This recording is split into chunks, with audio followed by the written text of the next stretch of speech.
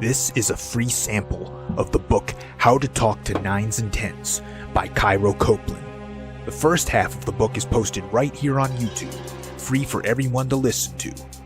If you like this content and want to hear or read the rest of it, or want to listen to it free of ads, visit reinventideal.com/talk.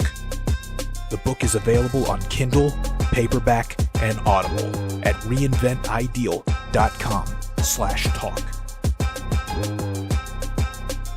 Chapter 6. Creating Conversations That Cause Connections. The ability to carry a conversation has become a lost art. The culture of sound bites and social media has made it so.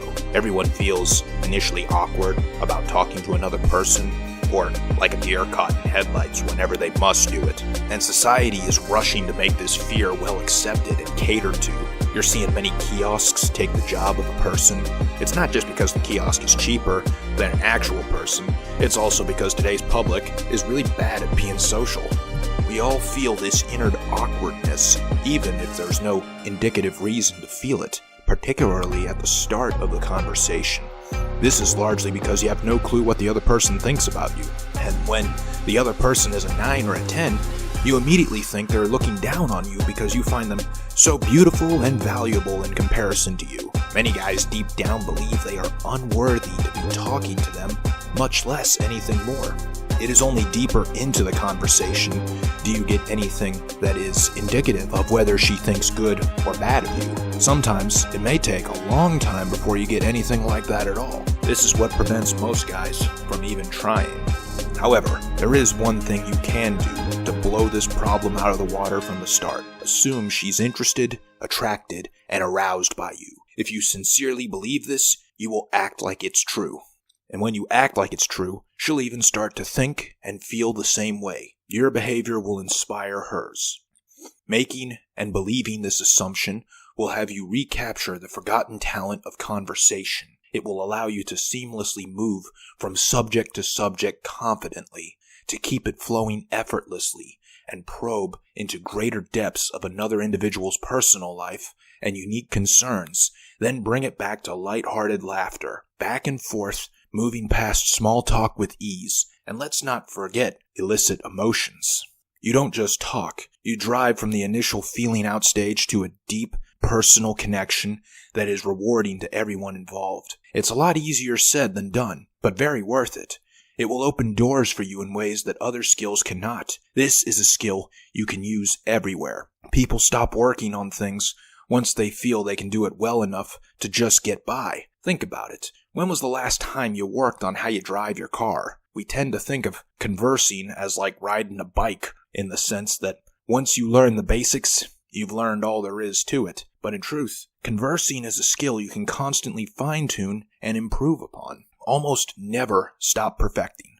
But the more you're exposed to something and doing it, the more natural it feels. It feels less like a chore or a skill you need to build up, and more like something that's just part of living your life. Many stray away from learning the skill of conversing, as it consists of a wide array of components. It's so easy for people to feel intimidated or overwhelmed by a skill they attempt to learn when it has so many complications to it. To be a great conversationalist, you must manage your feelings, choice of words, expressions, voice tone, body language, readings of other people's emotions, keeping it productive, and removing embarrassment from others when they slip up by saying something awkward. All of this sounds like far too much, far too many moving parts. But when you can do this, you have a superpower. People just like talking to you. You get to know people very quickly. You make deep friendships fast, and you get what you want more often. You can negotiate deals, win over new friends, talk your way past stubborn club bouncers. If there was one thing that served as the key to unlocking all this potential goodness and making the multitasking manageable and easier, it's this: have a genuine interest in other people. That was the main lesson from Dale Carnegie's book,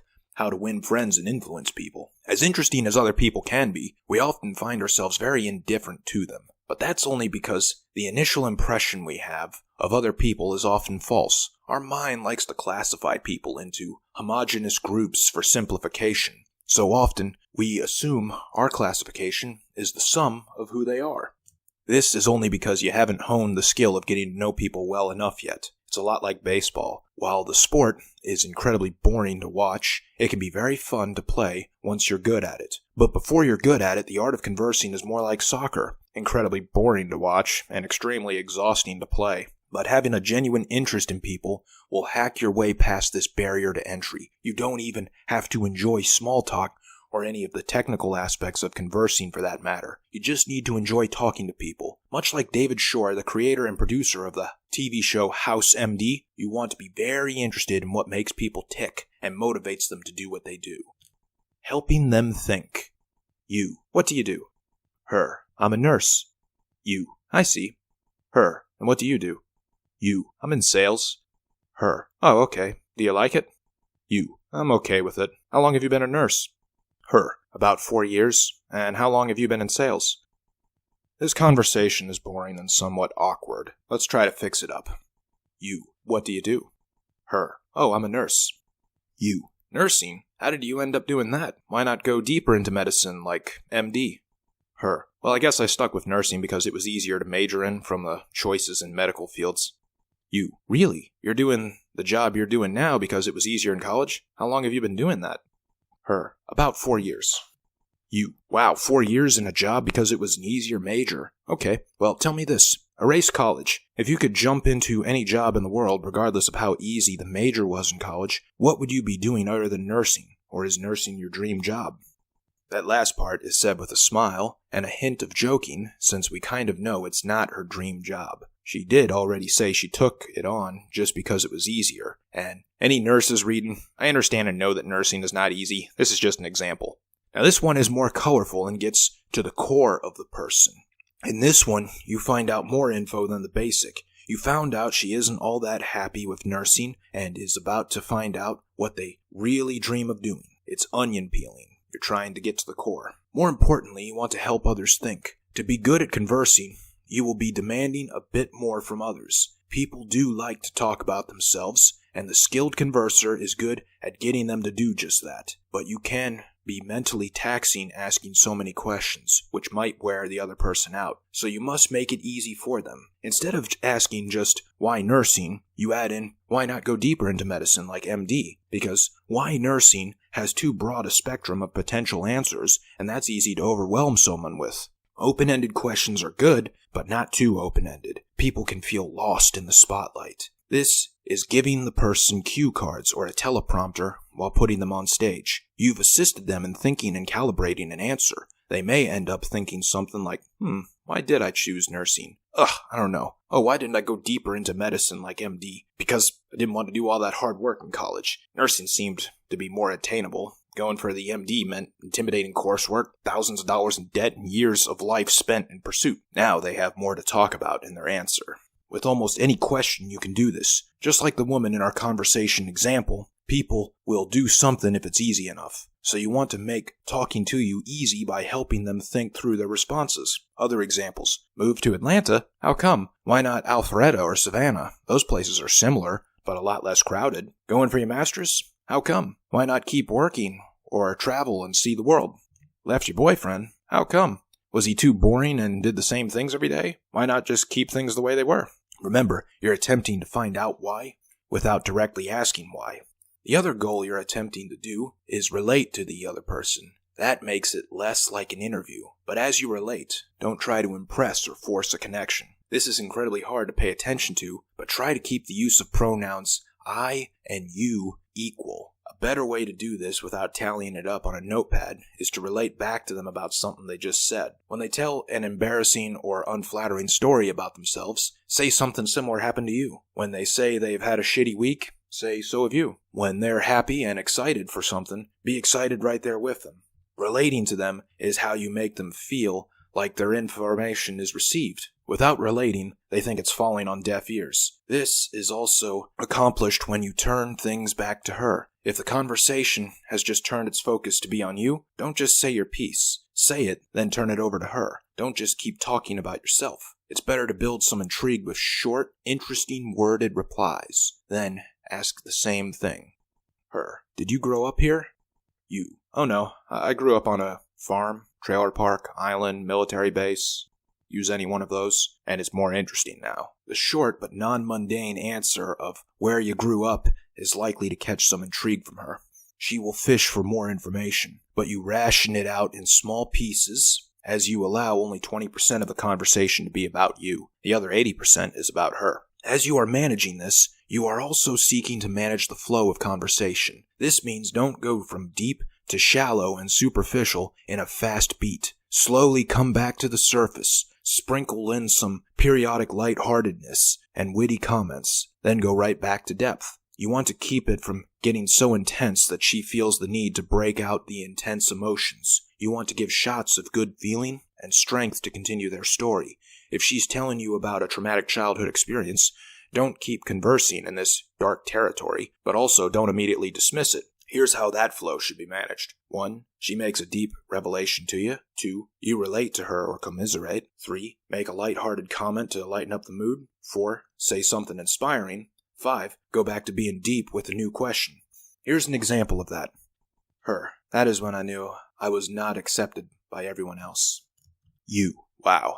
It's tough the first time you run into a wall like that. Like, I used to not be afraid of things when I was a kid, or not afraid of them for long. Like the roller coasters, I'd be scared at first, but after going on them once, I was ready to do it again and must have ridden them 20 times before the end of the day. Her. I used to be that way too. Now I don't even get on them. You. 'Cause the lines are always too long? Her. No, I don't take chances anymore. You. But you did before. Thinking back to those roller coasters when I was a kid, I start to ask myself, when did life stop being fun and started to become scary? Her. I've never thought of it that way. A vital aspect of personality to adopt that will get you into these deep moments with her is that you don't judge. Women are very self-conscious and afraid of being judged, so the more judging you sound, and the greater the intensity of your judgments, the more you will limit your social potential with women. A woman's life is a reality-based representation of social media, and social media is quite the shithole when you think about it. It's all about judging other people's value as a human, despite the little information presented. It's a cesspool of gossip, spreading rumors, and lying to impress. That's part of the reason I've always advised my clients to stay off it. This is what it's like just being alive as a woman. They judge each other over the stupidest shit, like what clothes they're wearing, how they do their hair, what makeup they have on, and even trivial things like the way they walk. What you want to be is an escape for her from all of that. No one agrees with you 100%. Even if you hide your judgment and put on a friendly face, people will sense it and close themselves off. This makes it awkward, and they wish to just end the interaction as soon as possible. You want to be like Larry King or Lewis Howes. When they have guests on, you never get the sense that they are judging their guests, which is why they had some of the most interesting people on as guests and could likely get anyone on as a guest. That's much different from Piers Morgan or some other ideological pundit. They're very opinionated and scold guests that don't agree with them. Thus, they get less of them, and equally less viewership. And that doesn't mean don't have opinions. It just means don't be so judgmental and radical about them. Instead, try to walk a mental mile in the shoes of the person you talk to. Remember the final scene in 2019's Joker, when he's on the Murray Franklin show. Now, if you haven't seen the movie, just bookmark this page and go see it now, because it's a great movie for guys to watch. But there's an important line that he says that's practically the message of the movie. No one thinks about what it's like to be the other guy. You think men like Thomas Wayne have any idea what it's like to be someone like me? To be someone other than themselves? They don't, Murray. What you want to be is more like Murray at the beginning of the movie, in Arthur's fantasy dream. That's where he's warm and welcoming. He relates with Arthur about being raised by and still living with a single mom. He stands up for him in front of a judging audience. You don't want to be like Murray at the end of the movie, where he's pouring out judgments like a Karen. Be seen as a safe confidant, a source of hope and encouragement, like the Statue of Liberty holding a high torch. You're not so wildly optimistic that it's unnatural, but gentle and subtle with your guidance and support. Not crazy, stupid happy, but calm and confident. Conversing, as you can see, has a lot of components, and many people get overwhelmed by them all, so it's best to work on just one or two of these things at a time. You'll try to get lost to do it all at once. Start with the one you feel most deficient in. and work your way back to your strengths. Pay attention not only to what people tell you, but also what they don't tell you. Listen really well for the questions they don't fully answer. This will tell you a lot about your conversation skills. It indicates that you haven't exactly found the optimal and tactful way to find out this information. Then you can recalibrate and find subtle ways to seek this info out, much like asking why without asking why. The mastery level is when you can find out without them even knowing you're investigating for it. Another great way to boost your conversation skills doesn't even require engaging in conversations. Experience more stuff. The more life experiences you have, the more things you're able to converse about. That way, you can relate to more people, and more people can relate to you. No, experiences online do not count. Sign up for classes that interest you on meetup.com, not udemy.com. Get out of the house and on the road more often. I know travel is expensive, but you don't have to see the world. You'll do just as well to visit more cities in your state. That way you can relate more to the people you're more likely to meet. Because when people move, it's often just a change of city rather than a change of state, because that's a more difficult one. Also, get to know all the hot spots within your own city. Visit as many of them as possible. Learn the names and even make friends with the service staff of restaurants. This will come in handy much later when you're taking women on dates to these places. The great thing about service staff is they are very easy to befriend. You just have to leave them good tips and they love you. Focus on meeting more new people. It's easy to talk to coworkers and friends, but fresh new starts are where you will learn the most and have the most valuable experience along the journey. A great example of this is when I was in financial services doing the difficult job of analyzing companies to buy stock in. The analysis was far more valuable on new and lesser known companies than it ever was on the big Fortune 500 names. Those big companies have been analyzed and written about by every geek in the investment business. There was little to learn from them, but unbelievably profitable gems were found in the unknowns. Similarly, the people that you know the least are the ones that will help you grow the most. If you work a phone job, use that. Attempt to learn at least 3 things about each person that are unrelated to the business of a phone call. Meeting new people forces you to learn how to get past small talk and get into big talk fast. Becoming a better conversationalist is one of the most significant and beneficial ways you can improve yourself overall, not just with women, but also in life. There simply isn't any good reason not to do this. Thank you for listening to this free sample of the book How to Talk to 9's and 10's by Cairo Copeland.